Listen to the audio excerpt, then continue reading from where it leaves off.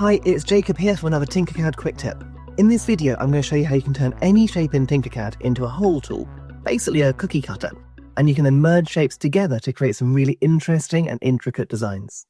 So here I have not got an interesting or intricate design, I've just got a cuboid that's yellow. And next to it, I've got this orange cylinder. Now I want to actually move this cylinder into the middle of my shape, and I want you to imagine that it's kind of boring a tunnel through that cuboid. It's not sat on the top, it's passing through that space. Now right now these two shapes are both physical shapes, they exist, none of them are going to cut away bits from the other. But if I tap onto that cylinder and open up the inspector, here alongside the colour picker I can choose the option for a hole. That will add like a grey stripe going through my shape, and at this point we can do some cool stuff. So now I've got the hole in position, I can select both of my shapes, the cuboid and that cylinder, and then I can use the group button on the top toolbar here. After a moment you're going to see what's happened, and that cylinder has disappeared and it's left the cutout in the middle of where that hole was. So I've now got this new shape that I've created that I can use for my build or my project.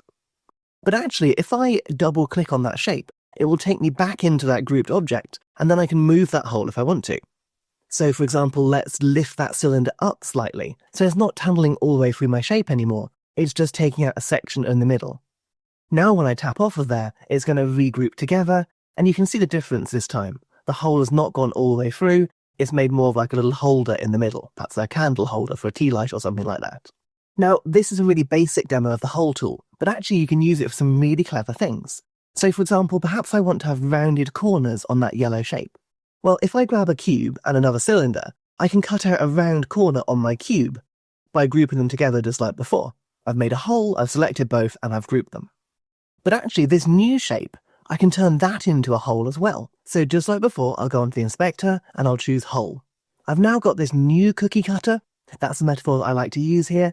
And if I position that on the corner of my existing yellow shape, I can group them together. And just like that, I've now got a rounded corner.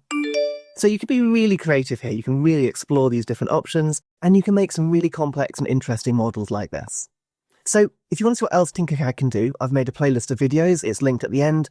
And it will show you how augmented reality mode works, how the scribble tool works, how you can duplicate and group complex shapes to make builds quickly. All of these things are available in Tinkercad, and it's a completely free app to use, so do check them out, and I'll see you soon for another Tinkercad QuickTip.